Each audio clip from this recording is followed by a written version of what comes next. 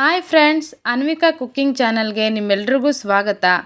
ನಾನಿವತ್ತು ಮಂಗಳೂರು ಸೌತೆಕಾಯಲ್ಲಿ ಸಾಂಬಾರು ಮಾಡ್ತಾಯಿದ್ದೀನಿ. ಇದಂತೂ ತುಂಬ ರುಚಿಯಾಗಿರುತ್ತೆ. ಇದನ್ನ ಹೇಗೆ ಮಾಡೋದು ಅಂತ ನೋಡೋಣ ಬನ್ನಿ. ಮೊದಲು ಒಂದು ಕುಕ್ಕರ್ ತೊಗೊಳ್ಳಿ. ಅದಕ್ಕೆ ಒಂದು 2 ಗ್ಲಾಸ್ ಆಗುವಷ್ಟು ನೀರು ಹಾಕ್ಕೊಳ್ಳೋಣ. ನಾನು ಬೇಳೆ ತೊಳೆದಿಟ್ಕೊಂಡಿದ್ದೆ, ಬೇಳೆ ಹಾಕ್ತಾಯಿದ್ದೀನಿ. ನಾನಿಲ್ಲಿ ತೊಗರಿ ಬೇಳೆ ಮತ್ತು ಕೆಂಪು ಬೇಳೆ ಎರಡು ಮಿಕ್ಸ್ ಮಾಡಿ ಹಾಕ್ಕೊಂಡಿದ್ದೀನಿ. 2 ಈರುಳ್ಳಿ ಮತ್ತು 2 ಟೊಮೊಟೊ ಕಟ್ ಮಾಡಿ ಹಾಕ್ಕೊಳ್ಳಿ. ಇವಾಗ ಮಂಗಳೂರು ಸೌತೆಕಾಯಿ ಹಾಕೋತಾ ಇದ್ದೀನಿ. 2 ಆಲೂಗೆಡ್ಡೆ ತೊಳೆದು ಹಾಕ್ಕೊಳ್ಳಿ. ನಿಮ್ಗೆ ರುಚಿಗೆ ಎಷ್ಟು ಬೇಕಷ್ಟು ಉಪ್ಪು ಹಾಕಿ, ಒಂದು ಅರ್ಧ ಸ್ಪೂನ್ ಆಗುವಷ್ಟು ಅರಿಶಿನ ಪುಡಿ ಹಾಕಿ ಇವಾಗ ನೀಟಾಗಿ ಮಿಕ್ಸ್ ಮಾಡ್ಕೊಳ್ಳೋಣ. ನೋಡಿ, ಮಿಕ್ಸ್ ಮಾಡಿಕೊಂಡು ನಾನು ಕುಕ್ಕರ್ಲಿಟ್ಟು ಕ್ಲೋಸ್ ಮಾಡ್ತಾಯಿದ್ದೀನಿ. ಇದೊಂದು 3 ರಿಂದ 4 ಕೂಗಲಿ.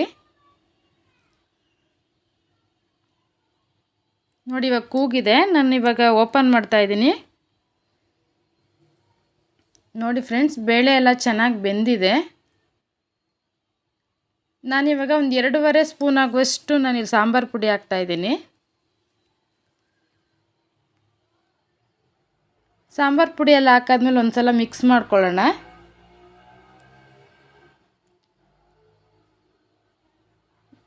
ನೋಡಿ, ಇವಾಗ ಖಾರ ಹಾಕಿರೋದ್ರಿಂದ ಖಾರ ಎಲ್ಲ ಚೆನ್ನಾಗಿ ಬೇಯಲಿ.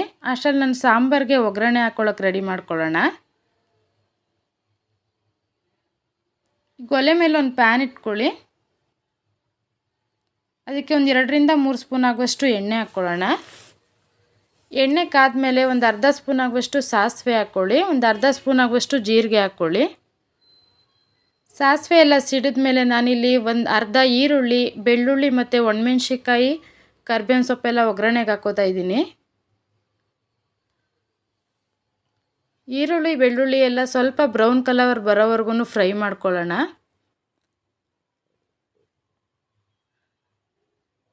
ನೋಡಿ, ಇಲ್ಲೆಲ್ಲ ಚೆನ್ನಾಗಿ ಬ್ರೌನ್ ಕಲರ್ ಬಂದಿದೆ. ನಾನಿವಾಗ ಸಾಂಬಾರು ಕುದೀತಾ ಇದೆಯಲ್ಲ, ಅದಕ್ಕೆ ಒಗ್ಗರಣೆ ಹಾಕೋತಾ ಇದ್ದೀನಿ.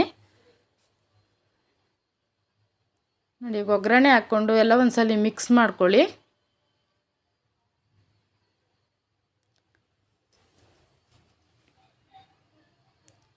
ಸ್ವಲ್ಪ ತೆಂಗಿನಕಾಯಿ ತುರಿ ಹಾಕ್ಕೊಳ್ಳೋಣ.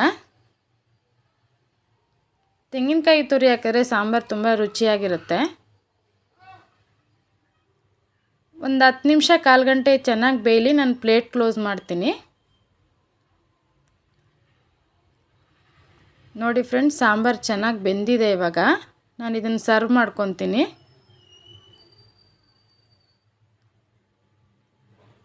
ಮಂಗಳೂರು ಸೌತೆಕಾಯಿ ಸಾಂಬಾರು ರೆಡಿಯಾಗಿದೆ. ಇದನ್ನ ನೀವು ಮನೇಲಿ ಮಾಡಿಬಿಟ್ಟು ಹೇಗಿದೆ ಅಂತ ಕಮೆಂಟ್ ಮಾಡಿ. ಹಾಗೆ ನಮ್ಮ ಚಾನಲ್ಗೆ ಸಬ್ಸ್ಕ್ರೈಬ್ ಮಾಡಿ ಮತ್ತು ಲೈಕ್ ಬಟನ್ ಕ್ಲಿಕ್ ಮಾಡಿ.